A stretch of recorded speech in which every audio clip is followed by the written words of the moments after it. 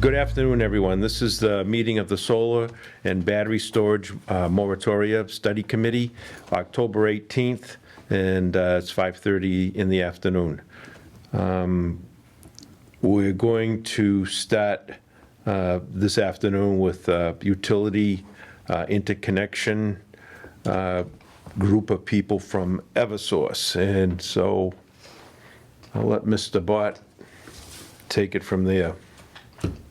All righty. I'm just about to be focusing on something other than this screen, so give me just a second.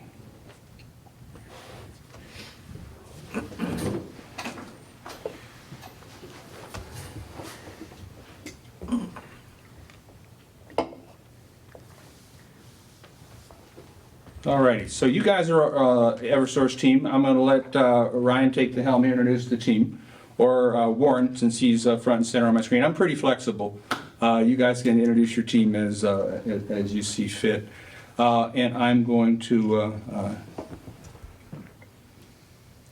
Awesome. All right. Thank you, Tom, and to the committee for allowing us here tonight. For those of you who I have not met, my name is Ryan Earl. I'm a community relations specialist here at Eversource, and I serve the town of Carver on behalf of Eversource. I'll let Warren and Brett introduce themselves. You can probably see a couple of other names on the call tonight. They're interns who are just interested in the DG program and wanted to listen in. But I'll turn it over to Warren. So good afternoon, and again, just to reiterate what Ryan said, thank you for the opportunity. Again, my name is Warren Boutin. I'm the director for DER services here at Eversource, and that includes Connecticut, Massachusetts, and New Hampshire. Brett. Yeah, hi everyone. Echoing the thanks for having us. Brett Jacobson, I'm the manager of DER, which is Distributed Energy Resources here in Massachusetts. Thank you, guys, and Tom, we'll turn it back over to you for the meeting tonight. Alrighty, so the group we've got together with us tonight is our Solar and Battery Energy Storage Moratorium Committee. It's got a real name, but I'm struggling for proper nouns right now because I've just got a boat full of things going on here at my desk. So we've asked the folks from Eversource, they're going to be here for two meetings. They're going to be here for this one, and they're coming to the planning board meeting tonight because the planning board members have some questions about it as well. So what I wanted the folks at Eversource to do for us is just sort of walk through the process that they have and what they go through in developing the solars, their particular constraints, their particular issues and things like that, just to pull back the curtain for all the folks who wonder, how these things happen. So with that, I'm just going to turn it back over to the folks from Eversource and have them sort of walk through the process for us. Yeah, sure. Let me jump on that one. So different projects, different sizes. Solar projects we've seen, a ton of growth over the last decade or so. As you guys in town probably know, a lot of projects out in that area. So the way it happens is a customer or a developer or a contractor will actually apply to Eversource for an interconnection. So what that means is they have some sort of project that's going to operate in parallel to the Eversource distribution system. There could be a rooftop residential solar, or it could be a big standalone project out in the field. So depending on what type of project it is, they come in the door. We receive application, one line, site plans, cut sheets of equipment, and determine typically by size what type of track those applications will get processed in. So for example, a residential project is fairly simple, goes through some screens and reviews, and typically only needs a meter to be swapped out at the end of the project. For the bigger projects that you see out in the fields and the side of the road and things like that, those are more complicated. Those will go through a series of screens and studies by our engineering groups, fundamentally to determine what the impact is to our distribution system, and in some cases even the transmission system. But we want to understand how the system's going to work, how it's going to operate, and what it's going to do once it comes back across the meter into our system. From there, we'll determine if there's any work that needs to be done on our side of the house to accommodate that new generating source. Once those studies are done and we determine if there's any work on our side, we issue to the customer an interconnection service agreement with a plus or minus 25% estimate. And then from there, it's in the customer's court to go forward. Maybe it doesn't work for them, you know, something else. But ultimately, once they determine if it's go, no go for them, they'll come back to us and pay us based on that estimate. At that point, we'll do our design work, you know, detailed, you know, final designs, get ready for construction. Customer has paid, so we do that, you know, design build work, complete the work with the developer, you know, and timing and all that type of stuff. And then at the finish line, we'll do some witness testing on our side to make sure all of our systems can accommodate and everything's working right. And at the end of the day, once all that's done, these systems can go online, or what we call permission to operate. So I don't know if you have any questions about any parts or pieces of that process. This is Bruce Mackey, the chairman. I know that I was on the planning board for many years, and one of the questions that always came up was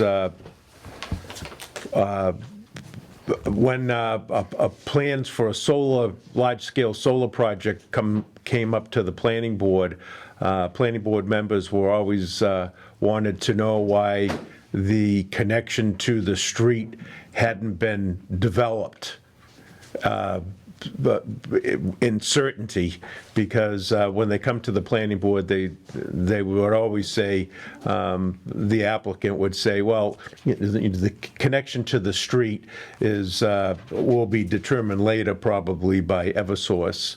So in order for you to do something like this, plans have to be developed so you can review them, and then you come back later with how you're going to connect this system up to the grid.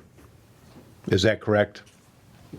Yeah, so like I was saying, that first estimate that we provide is a high level plus or minus 25%. So that allows both the customer and Eversource to kind of wait for a go, no go, right? Once the customer goes ahead and pays and makes that commitment, then we'll go in and do that final detailed design. Typically, it's not a significant change in what we've already estimated. In most cases, unless there's some sort of fundamental change that the customer asks for. All right. Does anybody else have any questions? Yeah, John Gaskia, also on the planning board. With regards to these plans, like for our area, one of the requirements for the solar projects is to go underground for as long as possible, as close to the street as possible. Do you guys have a requirement that things have to be on poles, or does it matter and you guys can just go straight to the interconnection point underground? Yeah, there's no requirement. I'll take it, and then Laura, if you want to jump in, and add any color. So typically the first go around for us is always lowest cost.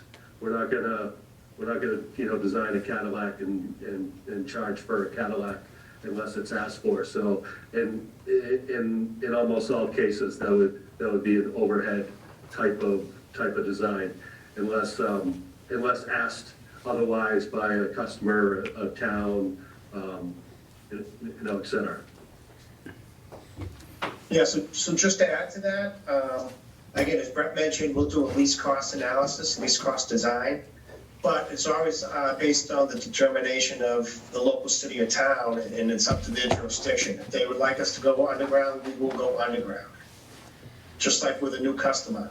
So if you're building a new residential development and the town wants to see everything put underground, we will place it underground. Okay. I guess one of the other questions that I have is, a lot of times, the utility poles and the lines are across the street from a project, so it seems like the developer brings it underground, and then it jumps up to a pole, and then that pole crosses the street with the wires to get to the main lines. Now, could that go under the road instead of over the road? Or what do you normally do?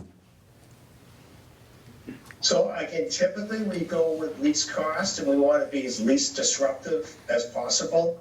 So we would recommend setting a pole on the other side of the street and put a riser on that pole. Again, we don't want to be digging up the street. We don't want to be patching the street. But again, if it's required or recommend, or if the town comes back and says we need to go underground, we will. And then a lot of these projects too have a pole, but they may have like a transformer on the pole, and then from there it jumps across the street to the main line. I mean, how do you handle that if you're going to go underground, say under the street? Would you have to put a ground-mounted transformer down? Whether it's a ground-mounted transformer or ground-mounted metering pedestal.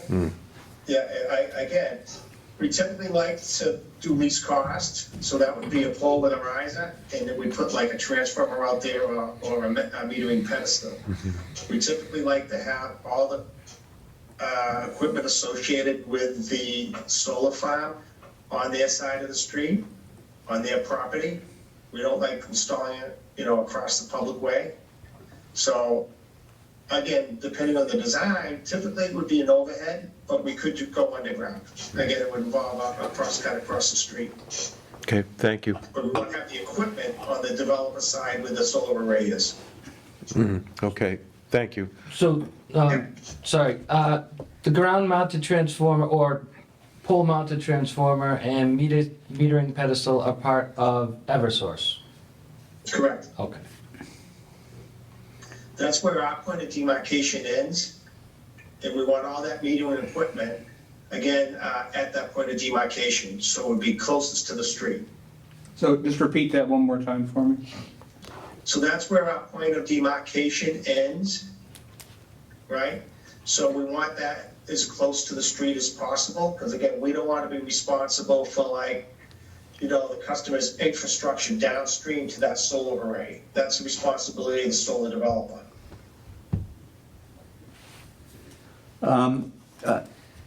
Are there circumstances under which you say no to projects? We don't say no. I mean, some projects are pretty expensive, but our obligation to serve, you know, requires us to, you know, figure out what that cost is. So, not that I know of that there's ever been a no. No, you can't do it. It's more that the you know, projects didn't, you know, pencil out or wasn't a good business decision. Why would a project be more expensive than another? So a lot of things can go into that. Some areas have a lot of saturation at this point. So during those studies that I talked about earlier, that could reveal that you could maybe need your own express feeder. So an express feeder is your own set of poles and wires, because no more power can go into the, existing system. It could trigger work that needs to be done at a substation, which can be millions of dollars. So there's a lot of things that go into it. And then on the flip side, if you're just putting some on your roof and the transformer serving your facility is big enough, then it's free. But if the infrastructure where the bigger projects are interconnecting, that equipment might not be big enough to accommodate what the generation is gonna put out. Yeah, a lot of times, just to add to that, what we see is like where the developers are looking to put up these big solar farms are generally like around cranberry bogs or fields. And the infrastructure that's out there has basically, no load or minimum load, right? So that infrastructure going to that solar farm on the public way that we own is very minimal. And all of a sudden they want to put 200 kW back through the system, so we have to upgrade that whole system. So those are certain situations that, could happen on the distribution side of the house. Again, they look for areas that have minimal impact on the aesthetics, but those areas typically have, low built infrastructure and no load. So we have to upgrade that. There may be some that, they put on a rooftop to an office building, so that infrastructure maybe have the capacity to handle that load. So as Brett was mentioning, each situation is different, but that's why you could have the same size solar arrays, but it's based on the existing infrastructure out to that site, so the cost may be different. Does that make sense? It does, yeah. I often wondered about that, because in some of these cranberry bog areas that we have in Carver, it seems like there aren't a lot of new electrical lines overhead. So, I was wondering if that made the solar arrays in those areas kind of prohibitive. It could be very well cost prohibitive, but if they want to, like Brett mentioned, upgrade the infrastructure back, then they could do that. Again, we try to not say no to anybody, but sometimes the project may not just pencil out for the developer. So who pays for that upgrade of the infrastructure? Would that be the applicant? Yeah, the current tariff in place basically says if not for the solar, would this project happen? So the answer, to that is no. So the burden of all those upgrades would go to the solar developer. I was going to ask the question you asked. Do large-scale solar farms with a battery storage component, are they easier to work with, integrate into your system? I wouldn't say easier or harder. I just think it goes back into the understanding of how it's going to operate. How often is that battery going to be charged or discharged into the grid? What times a day, et cetera? Because what the engineers look at, and I'm not an engineer, but layman's term is they look at the peak load in the area and the low load, and then they determine what's going to happen to those profiles once this new generating source basically gets plugged into it. So that's what they're looking at, and that's why it's really locational versus size of projects. Right, just a follow-up question, if I may, Brett, Tom Bott. Are we seeing, what's the percentage of solar projects that we're seeing that have a battery component? Good question. So, a couple of years ago, 2-3 years ago, there was a new incentive program in the state called the SMART program. One of the requirements of that program is any project over 500 kW actually has to have battery storage paired with it. So I would say most of the projects above 500, which all those fields would be. They're usually at least a megawatt, maybe more. So all of those going forward that want to participate in the incentive program, which is obviously a big driver to the economics of these projects, is going to have battery storage. So we should be seeing quite a bit and have them. You had said the first step in the process was the developer applies to you guys. Is your initial design based on the plans that the solar developer gives you?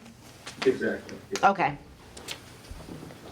Quick And we question. cross our fingers that they don't change it too much and have to do it over and over and over again. Yeah. Well, how often do you guys change their plans? Like once, if they were to come to you with a proposal and say, this is what we want designed, how often do you guys say, we are not gonna do that, or we don't wanna do that, we can't do that? How often do you say, we can't do that? Well, it depends what they're asking for. I mean, we have technical standards and you know, that all these projects need to follow, so it's not, you know, not just, you know, solar projects, but any type of customer. So if a developer unknowingly or knowingly asks for some sort of electrical connection that doesn't meet our standards, we'd have to advise them. And Okay. again, they not only have to meet our standards, but they also have to have the local wiring inspector review their project, call it into us that it's been reviewed and it's approved and it meets NEC standards, then we can energize them and bring them online. So again, we have published standards, but it's still gonna meet the local jurisdiction as well before we'll bring it online. Okay. Where exactly does the local permitting process fall into this whole process? After you When you say approve? local permitting, are you talking about like the town permit or like Lauren was talking about with the wire inspector? No, like the planning board, the town permit. Yeah, so that is a great question, and we've struggled with that through the years. I kind of made an offhanded joke about hopefully they don't change things and we have to, you know, revise and estimate and, you know, design over and over again. One thing that we've found is sometimes they come to us a bit prematurely, and we'll use that payment as a trigger that it's a go project, and then we'll find out later on that they have some issue with the town permit, and then kind of reset the deck, and we have to do a bunch of work again. We are trying to tighten that up with our customers, because it's mutually beneficial not to spin everyone's wheels. So we do ask, well, we've always asked if this was the final set, and, you know, and we get a yes, go forward.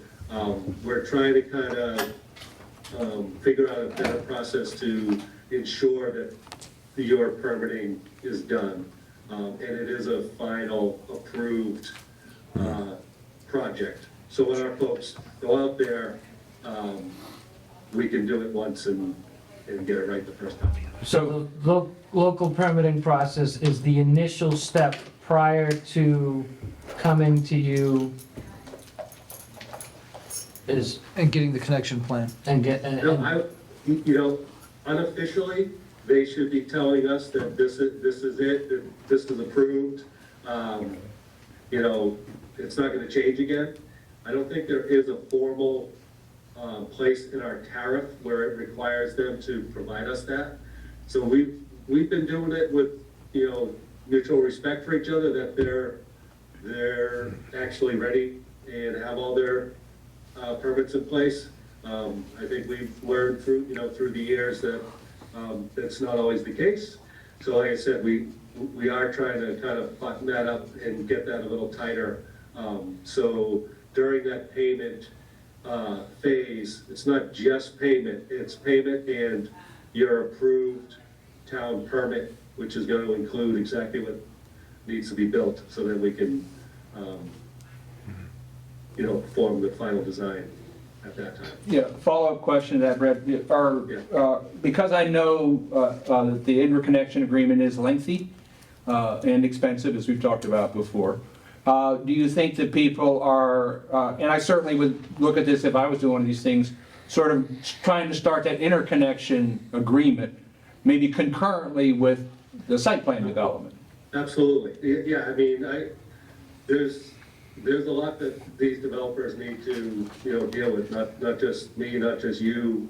There's a lot of things, going on. So I'm sure there's a lot of parallel paths that they're trying to navigate, and kind of thread that needle so they don't get delayed. And, I like to put good faith into people that when they do tell us that this is the project, that they actually believe that that is the project. So yeah, totally agree that there's a lot going on in parallel for these folks. And I think earlier, as Brett explained, once they get that plus or minus 25%, they can see if it pencils out. So they may not want to spend a lot of money on developing those site-approved design plans first. So they might not have all the town approvals until they figure whether it's going to pencil out or not. And then they might come to the town and say, hey, this job's, it's cost effective. We want to finalize our design plans with the town. Now, on the flip side, Eversource, whenever we need to extend our infrastructure and it's in the public way, we will apply to the town and get a grant to location to do that. So that would be the time where you can tell us, no, I prefer underground or I prefer overhead. We'd abide by that. But any work in the public way would be Eversource applying for that grant of location.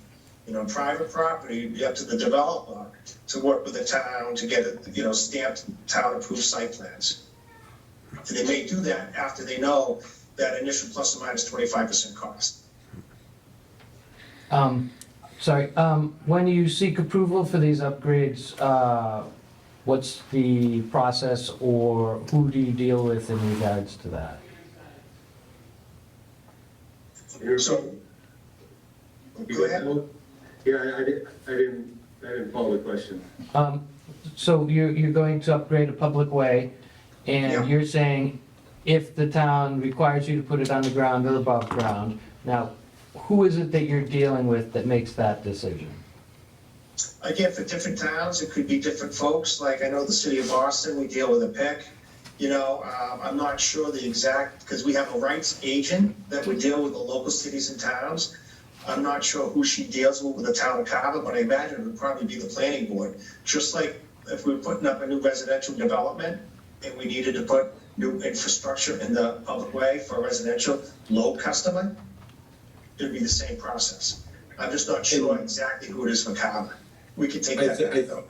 I think for Carver is the select board. I was going to say, there was somebody, I'm not sure somebody we from filed a Eversource in petition, front of the select and board then it's on last a night. select board agenda that will approve Just Was it and polls. present the plans. For polls for Typically, subdivision or they're kind of something. just approved But I and mean, moves it's- along, but Or I've been to just Carver for some grants add locations, so any pole installation, something like that, I assume it would be them. Campground. Yeah, the Jellystone. Yeah. Thank you.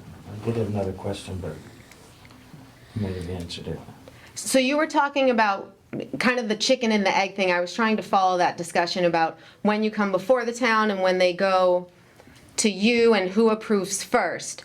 So from my time on the planning board, I'm under the impression by the time things got to the planning board, they'd already been submitted to Eversource, and a lot of the design had already been done and worked out before the town approved it. So, That was part of my question because we I believe that's do typically under require. the assumption on our Right. side that the town is okay with it, right? So when the developer comes to us and says that this is the project, we don't have a contract that they need to sign or, anything like that. But we're under the understanding that they have approval to go ahead and build what they're proposing to us. oh, And it's kind of like self-policing, because again, we won't energize it until you give us approval. Okay, So it wouldn't be in their best interest to like try to game the system. But I think you're right, they want to know the cost before they spend extra money in getting all those approvals. right, because, yeah, like I said, you guys are on it now, but when I was on, they came to the planning board with a whole lot of work done. So it seemed like you guys had done a lot of work on your end before I even knew anything about the project existed. Yeah, and that's. Could be wrong, but we would So- clear it, don't we? Trying to get away from. Inter-service Because connection I'm agreement? learning and my team is learning that, we may be doing a lot of work, that the project's not quite ready for yet, right? So, like I was mentioning before, historically, it was always that first payment meant that it was a go project. And now we're really trying to Well, get all that of would these be guys down to approval say, of hey, the special permit would do you have your be final a go. town permit so we can go out there and, design this thing, once and be done? Because to be quite frank, it wouldn't be the first time that we've done 1, 2, 3 iterations of projects after they come back and say, oh, we found out, in a butter or the town or something didn't work out the way we hoped, so I need to come up with plan B. And then we'll kind of go through that whole effort again. So we're trying to clean that up. Okay. Yeah, But that's costly for them too, right? It delays the project, they have to redesign the project, so that's costly for the developers as well. So, we're trying to like, do the right thing, but not like have them spend all this money again if it doesn't, that's a lot. And again, it's in their best interest, not to just do wild guesses without, having some consultation with the cities and towns. Right. But I was in the civil engineering business for 40 years, so I know it's like a give and go thing. The developer comes up with a plan, he works with you people to get some sort of a plan, and then they bring it to the planning board, and then you may have neighbors that want changes or push the field one way or another or eliminate panels. So it's a constant thing in motion, and it's constantly looked at by different people. So I can see for the final time you people look at it, it would have to be a stamped and signed and approved plan. I mean, and that would be the final look that you would take at it. But I mean, they have to have something proposed so that you would know where the project was, where the infrastructure, if the infrastructure was sufficient and all that. So I think a lot of people on some of the boards think, this plan came, this is the way it's going to be, and all these decisions have already been made. But it's a give and take thing throughout the whole project. Is that correct? Yes, we only require that the Eversource or the electrical grid company has been notified of the intent for this to happen, so there's. Mr. Chair, may I interrupt? I've got an Yes. appointment upstairs. Okay. My departure will eliminate a quorum. Yeah, I think we're at that same boat. Okay. All right. So the good news is the good folks at Eversource will be chatting with us at the planning board meeting. Yep, I have a couple more questions there. So if you want to send me 1,400 questions to ask in the next session, Savory, I'll plug them in there. Oh, no, I'm pretty good. Yeah, but we've got town council and these guys up next, so. All right. All right. Fully understand. So at this point, we are about to lose our quorum, so we officially can't continue this chat. But the good news, as I said, is you'll get to see a new group of folks. Not that you've seen anybody but you on the screen, I know the way this thing's done. So we've got town council coming in, and you guys are likely gonna do town council first, so you got time to go out, stretch your legs, have a snack, light snack, please. No napping at the evening meetings, all right? So at this point, we'll convene, we'll adjourn, and we'll see you guys about 7-ish. Hey, Ryan, is that for me and Laura too? Yes. Yes. That'll be Yeah. right. Yep. Yeah, for everybody, yeah. I'd like to thank you for coming before this committee and talking to us and answering our questions. It was very informative. Thank you. Yeah, Yeah, no, anything we can do to help, again, the governor's got a lot of clean energy goals, we have goals that we're trying to meet as well, but anything we can do to help, let us know. Okay. we don't want we don't want it to be, feel like a black box and we can't get information out. There's a lot of good, good things happening here. So the more we get to talk, the better. Okay. All Well, right, we'll see you guys in a bit. Thank you. All right. Thanks, all. thank you. Is that a motion to adjourn? Did I hear, sir? All right, I need a motion to adjourn. Motion to adjourn. Seconded by Cornelia Shea. All right, so we have a motion and a second. Those in favor, please say aye. Aye. Okay, good night, everyone. Thank you.